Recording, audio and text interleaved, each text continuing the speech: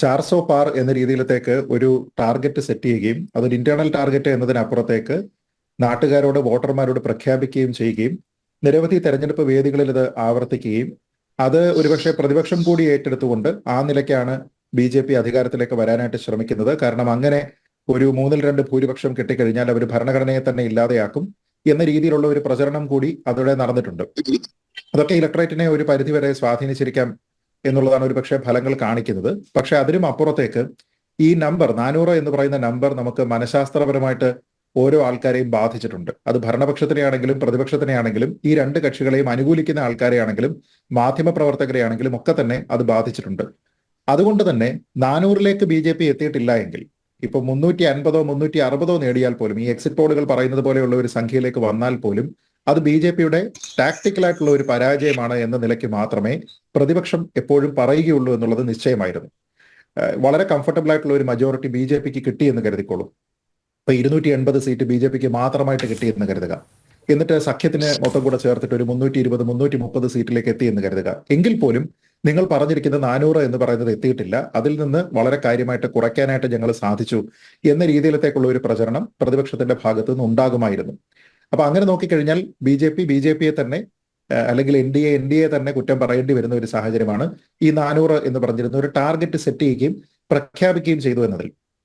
പക്ഷേ അതിനൊക്കെ അപ്പുറത്തേക്ക് നമ്മൾ റിയാലിറ്റിയിലേക്ക് തിരിച്ചു വന്നാൽ, ഇപ്പോൾ പല ആൾക്കാരും വളരെ ഹൈ ആയിട്ട് നിൽക്കുകയാണ്, റിയാലിറ്റിയിലേക്ക് തിരിച്ചു വന്നാൽ രാജ്യത്ത് ഭരണപരമായിട്ട് ഒരു മാറ്റവും ഉണ്ടായിട്ടില്ല എന്നുള്ളതാണ്. ഈ കഴിഞ്ഞ 5 വർഷത്തെ ഭരണത്തിനെ വളരെ കാര്യമായിട്ട് എതിർത്തതിന് ശേഷവും 10 വർഷത്തെ തുടർച്ചയായിട്ടുള്ള ഭരണം NDAക്ക് അല്ലെങ്കിൽ BJPക്ക് കിട്ടിയതിന് ശേഷവും ഇപ്പോ എല്ലാ ആൾക്കാരും ഇത് അവരവരുടെ വിജയമാണ് എന്ന രീതിയിലത്തേക്ക് ആഘോഷിക്കുകയാണ്. സാധാരണ തെരഞ്ഞെടുപ്പ് കഴിയുമ്പോൾ ഒരു കക്ഷി എല്ലായ്പ്പോഴും നിരാശരാകുന്നതാണ് കാണുന്നത്. പക്ഷെ ഇവിടെ എല്ലാവരും സന്തോഷിക്കുകയാണ്. പക്ഷെ ആ സന്തോഷം, അതുകൊണ്ടാണ് ഞാൻ പറഞ്ഞത്, കുറച്ചൊന്ന് റിയാലിറ്റിയിലേക്ക് ഇറങ്ങി വന്നു കഴിഞ്ഞാൽ അങ്ങനെ ആർക്കെങ്കിലും അമിതമായിട്ട് സന്തോഷിക്കേണ്ടത് ആവശ്യമുണ്ടോ പ്രതിപക്ഷ നിലയിൽ എന്നുള്ളത് ആലോചിച്ച് നോക്കുക. രാജ്യത്തൊന്നും തന്നെ മാറുന്നില്ല. ഏത് ഭരണകൂടമാണോ ഭരിച്ചിരുന്നത് ആ ഭരണകൂടം തുടരും. ആരായിരുന്നോ പ്രധാനമന്ത്രി ആ പ്രധാനമന്ത്രിയെ തന്നെ അവരുടെ നേതാവായിട്ട് തെരഞ്ഞെടുത്തിട്ടുണ്ട്. അപ്പൊ അദ്ദേഹം തന്നെ തുടരും. ഏത് പ്രധാനപ്പെട്ട പാർട്ടിയായിരുന്നോ പ്രതിപക്ഷത്തുണ്ടായിരുന്നത് ആ പാർട്ടി അങ്ങനെ തന്നെ ഏറ്റവും പ്രധാനപ്പെട്ട പ്രതിപക്ഷ പാർട്ടിയായിട്ട് അവിടെ നിൽക്കും. ഇതിൽ വ്യത്യാസമൊന്നും തന്നെ ഉണ്ടാകുന്നില്ല. രണ്ടു ഭാഗത്തും പ്രധാനപ്പെട്ട ചില നേതാക്കന്മാരൊക്കെ തോൽക്കുകയും അപ്രതീക്ഷിതമായിട്ട് ചിലരൊക്കെ ജയിക്കുകയും ഒക്കെ ചെയ്തു എന്നതിനപ്പുറത്തേക്ക് രാജ്യത്തൊന്നും തന്നെ മാറാൻ പോകുന്നില്ല. അപ്പൊ എന്റെ സംശയം BJPയുടെ ടാലി കുറയ്ക്കുക എന്നുള്ളതിന് വേണ്ടിയിട്ടായിരുന്നോ ഇവിടെ ഇന്ത്യ സഖ്യം ഉണ്ടാക്കിയത്? അതിനു വേണ്ടിയിട്ടായിരുന്നോ അവർ മത്സരിച്ചിരുന്നത്? അത് കണ്ടു കഴിഞ്ഞാൽ അവർക്കൊന്ന് ഭരണത്തിലേക്ക് വരുന്നത് അവരായിരിക്കും, പക്ഷെ അവരുടെ ടാലി ഒന്ന് കുറഞ്ഞു കഴിഞ്ഞാൽ ഞങ്ങൾ അതിൽ തൃപ്തരാണ് എന്നുള്ളതായിരുന്നോ കോൺഗ്രസിന്റെ താല്പര്യം എന്നുള്ളത് ഒരു ചോദ്യം.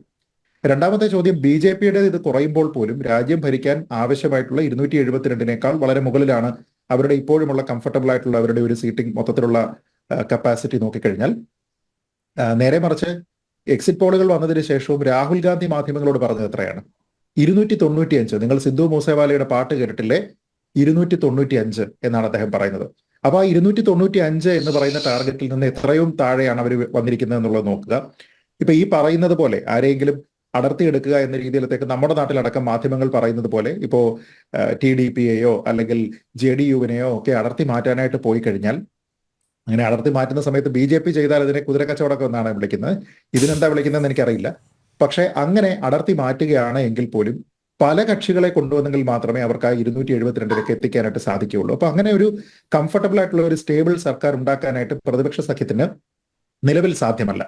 അത് ഒരുപക്ഷെ ഈ പറയുന്ന ആൾക്കാർക്കും അറിയാം. ഇപ്പൊ നിതീഷ് കുമാറിനെ സംബന്ധിച്ചിട്ടാണെങ്കിലും അല്ലെങ്കിൽ ചന്ദ്രബാബു നായിഡുവിനെ സംബന്ധിച്ചിട്ടാണെങ്കിലും ഏത് പക്ഷത്തും പോകുന്നതിന് പ്രത്യേകിച്ച് വിമുഖതയൊന്നുമുള്ള ആൾക്കാരല്ല. പക്ഷെ അവരെ സംബന്ധിച്ചിട്ടാണെങ്കിലും അവരുടെ താല്പര്യങ്ങൾ, അവർക്ക് പ്രത്യേകിച്ച് എന്തെങ്കിലും ഒരു സ്പെഷ്യൽ പ്രിവിലേജ് അവരുടെ സ്റ്റേറ്റിന് കിട്ടണം, അല്ലെങ്കിൽ ഇത്ര ക്യാബിനറ്റ് മന്ത്രിമാർ വേണം തുടങ്ങിയ താല്പര്യങ്ങൾ അവർക്കുണ്ടെങ്കിൽ ഒരു ലോങ് ടൈമിൽ സസ്റ്റൈനബിൾ ആയിട്ട് അത് നേടിയെടുക്കാൻ കഴിയുന്നത് BJPയോടൊപ്പം നിൽക്കുമ്പോഴാണ് എന്നുള്ളത് ഉറപ്പുമാണ്. കാരണം 240 സീറ്റ് BJPക്ക് മാത്രമായിട്ടുണ്ട്.